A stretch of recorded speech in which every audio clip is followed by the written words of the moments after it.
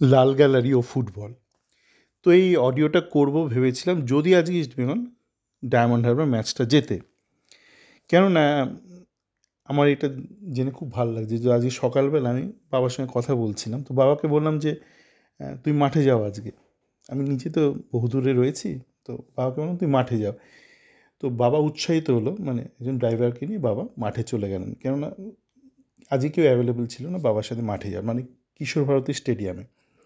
তো আমি কিছুদিন আগে যখন কলকাতায় গিয়েছিলাম ভারত ভ্রমণে, তখন বাবাকে নিয়ে মাঠে গিয়েছিলাম, নৈহাটি স্টেডিয়ামে গিয়েছিলাম। সেটা বলা হয়নি যে নৈহাটি স্টেডিয়ামে একটু আগেই পৌঁছে গিয়েছিলাম, এবং সেখানে গেটে যারা ছিল, মানে গেটের দায়িত্বে, তারা কিন্তু বাবাকে বসার আলাদা করে চেয়ার দিয়েছিল, যেহেতু বয়স্ক ব্যক্তি। তো আমাদের জীবনে না ফুটবলটা খুব দরকার বেঁচে থাকার জন্য, প্রত্যেকটা মানুষের খুব দরকার।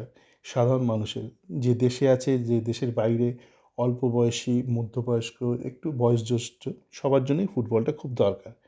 তো এই বিষয় নিয়ে লাল গ্যালারি কেন বলছি, একটু বাদেই আসছি। তার আগে একটু আজকের ম্যাচ নিয়ে একটু আলোচনা করি।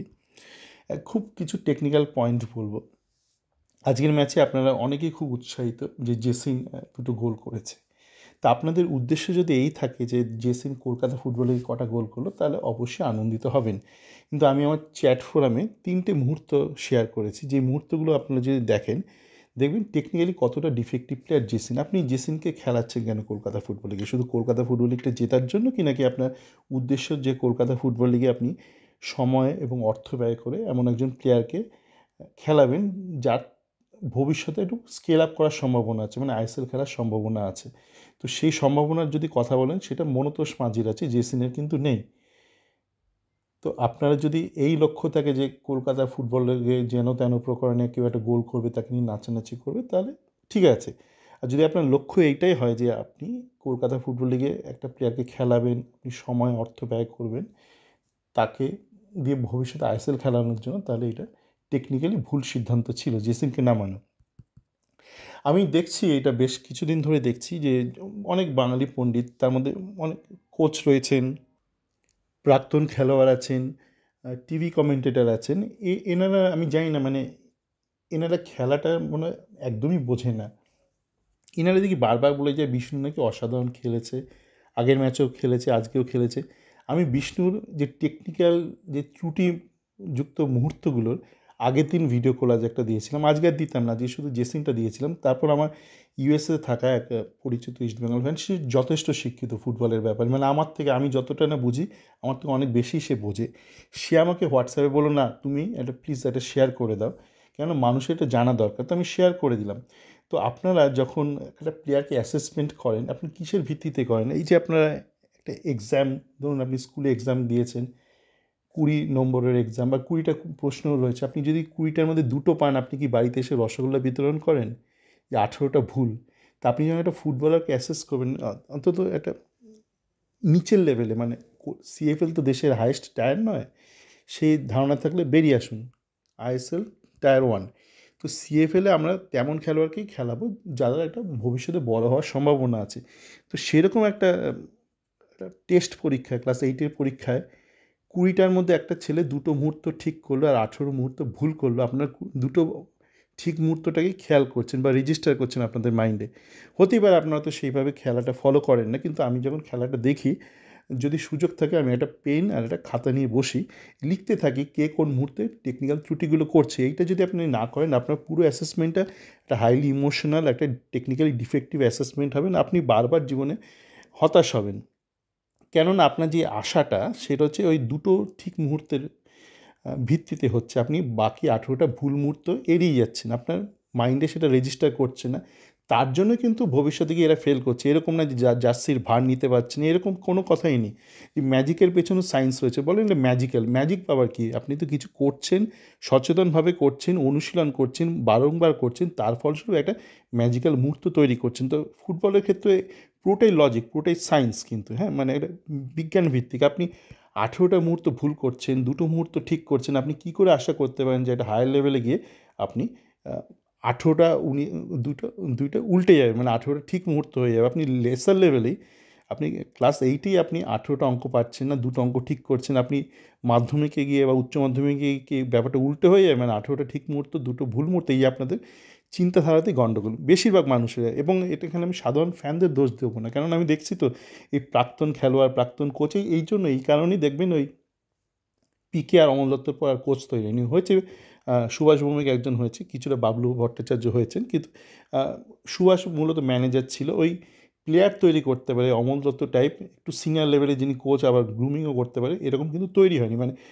সুভাষ ভৌমিক পিকে এরা প্লেয়ার তৈরি করতো না, বাবলু তৈরি করতো না, বাবলু একটা প্লেয়ারও তৈরি করতে পারেনি, ওই শেষ হচ্ছে অমল দত্ত। এবং এই যে গত 30 বছর ধরে একটাও বাঙালি কোচ নেই, এইটাই কারণ। আপনারা অনেকে আমার বলেন বাঙালি বাঙালি, এই যে বাঙালি মানে ভুলভাল বাঙালিকে আমি কখনো বাহবা দিই না। তো আমাদের কিন্তু ভালো কোচ তৈরি করা খুব দরকার। এবার আজকের ম্যাচের বিষয়ে আসি। ম্যাচ শেষে বাবা খুব খুশি, আমি এটা জেনে আরও খুশি যে অনেকেই যাচ্ছেন এরকম ম্যাচ দেখতে। তো বাবা বলছে মাঠের কন্ডিশন ভালো না। আমি বললাম কেন কন্ডিশন ভালো না? বলছে দাঁড়াতে পারছে না। আমি বললাম না তো, আমি তো টিভিতে দেখলাম বৃষ্টি, বর্ষাকালে বৃষ্টি হতেই পারে। এবার মাঠে কাদা কিন্তু ছিল না। এবার আপনাকে একটু স্ল্যাশি গ্রাউন্ডে, মানে যেখানে একটু ভেজা মাঠ কিন্তু ভালো মাঠ, সেখানে কীভাবে দাঁড়াতে হবে, কীভাবে বডি ব্যালেন্স রাখতে হবে, এইটাও তো একটা শিক্ষার একটা ব্যাপার। এই শিক্ষাটা যদি অর্জন না করে থাকেন, যদি আপনার বারবার আপনার দেখবেন আজকে বিষ্ণু শট মারছিল, মানে ব্যালেন্স নেই, মানে ও জানেই না যে এই ধরনের মাঠে কীভাবে বডিটাকে অ্যাডজাস্ট করতে হবে। আপনাকে সবসময় অ্যাডজাস্ট করতে হবে না। আপনার ধরুন একটা শুকনো মাঠে খেলছেন, তখন আপনার বডিটা কীভাবে আপনি ব্যালেন্স করবেন, আপনার ভেজা মাঠে কীভাবে ব্যালেন্স করবেন, এগুলো শিক্ষার ব্যাপার। এগুলো তো নিজে নিজে রপ্ত হয় না। মানে ফ্যানরা কিছু হ্যাশট্যাগ করলে বা কিছু মানে হইচই করলে তো আপনি তো শিক্ষাটা হবে না, এটা তো আপনার অর্জন করতে হবে, খেটে খুঁটে সচেতনভাবে অর্জন করতে হবে। যাকে এবার একটা বিষয় আসে, যে ইস্টবেঙ্গলের যে লাল গ্যালারি, তা পরবর্তী ম্যাচ হচ্ছে ইস্টবেঙ্গল মাঠে হবে। তো এই লাল গ্যালারি নিয়ে একটা একটা একটা প্রশ্ন আছে আমার, বা একটা অনুরোধ আছে। এই যে আপনারা যে লাল গ্যালারিটা ইস্টবেঙ্গলে রয়েছে বা পাশের এরিয়ানের হলুদ গ্যালারি, এই গ্যালারিটার টিকিট বিক্রি করা হয় না। যেমন কলকাতা ফুটবল লিগের ম্যাচ হয়, কেননা একটা মানধাতা আমলের একটা মানে মেন্টাল ব্লক রয়েছে নিতুদের, এরা বলে এটা মেম্বারদের গ্যালারি। তো মেম্বারদের গ্যালারি তো কী হয়েছে, যদি আপনার মেম্বার 100% অকুপেন্সি না হয়, সেক্ষেত্রে আপনি কেন ওই গ্যালারির টিকিট বিক্রি করবেন? দরকার হলে একটু প্রিমিয়ামে বিক্রি করুন। দরকার হলে আপনি ম্যাচটা এক্সিবিশন হিসেবে মানে ডিক্লেয়ার করুন, যে ফাইনাল ম্যাচটা আছে ইউনাইটেড স্পোর্টসের বিরুদ্ধে, এবং আপনি আপনার মেম্বারদেরকে ফ্রি টিকিট দিন। আমি বলছি না যে মেম্বারদেরকে টিকিট দেবেন না। দেখুন এরকম অনেক বাঙালি আছে যারা এই বিগত 2 বছর ধরে অনেক প্রেজেন্টেশন বানিয়ে অনেক উল্টোপাল্টা বলেছিল, মানে এইটা করা উচিত ক্লাবের, সেটা করা উচিত। তারা অ্যাকচুয়ালি টোটালি ডিট্যাচ, মানে তারাও তো ইস্টবেঙ্গলকে খুব ভালোবাসে, অনেক কথাবার্তা বলেছিল, কিন্তু তারা না রিয়ালিটির সাথে তাদের কোনো যোগ নেই। এরকম অনেক বাঙালি আছে, মানে তারা সোকল্ড এলিট বাঙালি। তারা ধরুন কেউ ইউএসএতে থাকে, আমার উনি কথা বলছি না যার কথা, সে যথেষ্ট ব্যালেন্সড প্র্যাকটিক্যাল মাইন্ডেড বাঙালি, যথেষ্ট তার ইন্টেলেক্ট আছে, ইন্টেলেকচুয়াল বলবো না, ইন্টেলেকচুয়াল অনেকটা গালমন্দ শোনা আছে, তার যথেষ্ট ইন্টেলেক্ট আছে। এরকম প্রচুর বাঙালি আমি দেখেছি ইস্টবেঙ্গল ফ্যান, যারা ইউএসএতে থাকে, ব্যাঙ্গালোরে থাকে, তারা পুরো ডিট্যাচ ফ্রম রিয়ালিটি। তাদের মাথায় একটা ধর্ম ব্যাপার ঢুকে গেছে, এবং তারা সাধারণ মানুষের সুখ দুঃখ কিছু বোঝে না। তারা ভাবে তাদের ব্যাংকে টাকা আছে, তাদের ব্যাংকে ডলার আছে, ইউরো আছে, মানে দেশটা এগিয়ে গেছে, এরকম একটা ব্যাপার তাদের মধ্যে আছে। তো যাকে আমি সেই ধরনের বাঙালি নিয়ে এখানে বেশি আলোচনা করবো না। আমি যেটা বলতে চাই যে তারা অনেক প্রেজেন্টেশন দিয়েছিল, এই করতে হবে, সেই করতে হবে, গ্যালারি এই করে দিতে হবে। আমি সেদিকে যাচ্ছি না, খুব বাস্তবসম্মত কিছু ব্যাপার নিয়ে আমি উল্লেখ করছি। আপনার গ্যালারি ইউটিলাইজেশন, আমি বলছি না গ্যালারি চেঞ্জ করে দিন, গ্যালারিতে মেম্বারদের বসতে দেবেন, আমি বলছি আপনার মেম্বাররা তো 100% অকুপেন্সি থাকে না ম্যাচের দিন। তো আপনি একটা অ্যাসেসমেন্ট করতেই পারেন, আপনি অনলাইনে একটা অ্যাসেসমেন্ট করতেই পারেন, যে সবাইকে বলতে পারেন যে তোমরা এই ওয়েবসাইটে গিয়ে রেজিস্টার করো যে তোমরা আসবে কিনা মাঠে। এবার বলতেই পারেন যে কেউ যদি ম্যাচের দিন চলে আসে, আপনাকে অ্যাপ্রক্সিমেট করতে হবে, একটা অ্যাপ্রক্সিমেশন আপনি করতেই পারেন, যে ঠিক আছে এত পার্সেন্টেজে 30% বা 40% কনফার্ম করলো, আমি এটাকে বাড়িয়ে একটা টলারেন্স দিলাম, আমি ধরলাম আরও 10% অ্যাড করলাম। আপনি তো বিয়ে বাড়িতে ধরুন আপনার ড্রাইভার কেউ চলে আসে, একটু তো এস্টিমেট করতেই হয়।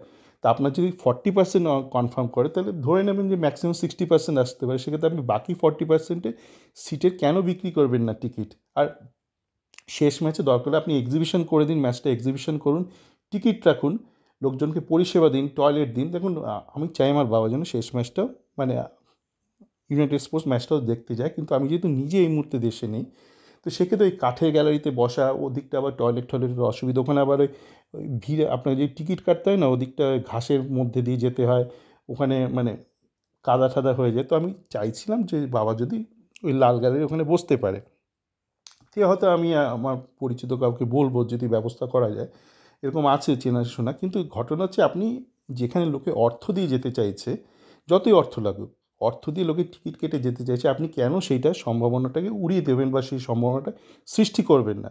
আমি তো এটা বলছি না যে মেম্বারদের দেবেন, আপনি এক্সিবিশন করে দিন, ম্যাচটা এক্সিবিশন করে দিন, আপনি মেম্বারদেরকে ফ্রি টিকিট দিন, বলুন আগে এসে টিকিটটা কালেক্ট করে যেতে। যারা কালেক্ট করবে না, ধরুন 40% কালেক্ট করলো, তো 60% আপনার সিট ভ্যাকেন্ট রইলো, আপনি 60%-এর তাহলে টিকিট বিক্রি করুন। আপনি প্রিমিয়াম দিয়ে আপনি 100 টাকা, 200 টাকা, 500 যা ইচ্ছা আপনি রাখুন, কিন্তু টিকিটটা তো বিক্রি করুন। আপনি ফাঁকা সিট রাখছেন, আগের দিন নিতু দেখলাম বলছে যে লোকজন এলো না। আরে লোকজন, তুমি তো সম্ভাবনাটাকে উড়িয়ে দিচ্ছ। মানে যারা ওই ভালো সিটে বসতে চায়, কেন ওদিকটাতে টয়লেটও আছে, যেখানে আপনার মেম্বাররা বসে ওদিকে টয়লেট আছে, আপনার অন্যদিকে বসলে আপনাকে ঘুরে টুরে গিয়ে টয়লেট করে আসতে হবে। তো এই ব্যাপারটা বলবো, একটু মাথাটা খাটান, খুব বেশি চেঞ্জ করতে বলছি না, এই সাধারণ জিনিসগুলো একটু মাথায় রাখবেন। সকালে ভালো থাকবেন। আমি একটা ছবি শেয়ার করলাম, আমি ছবিটা বাবা নিজেই মাঠে গিয়ে ছবিটা তুলেছে। সকালে ভালো থাকবেন।